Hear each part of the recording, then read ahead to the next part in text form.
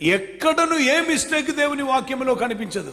I still do remember Dr. Billy Graham saying in a message, there is lot of adultery in the Bible, a lot of wars in the Bible, there's a lot of envying, struggles, deception, and every kind of malice is there in the Bible. And why we still call Holy Bible?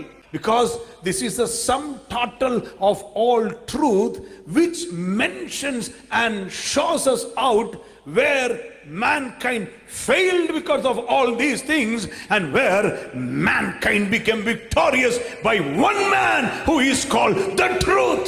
పాప జీవితంలో పూర్తిగా పడిపోయిన మానవ కులమును పాపమేదియు లేకుండా రక్షించుటకు నిలబడిన నేనే సత్యం అనవానిని బట్టి, ఆ యేసునాథుని బట్టి ఇది పరిశుద్ధ గ్రంథమై మారింది.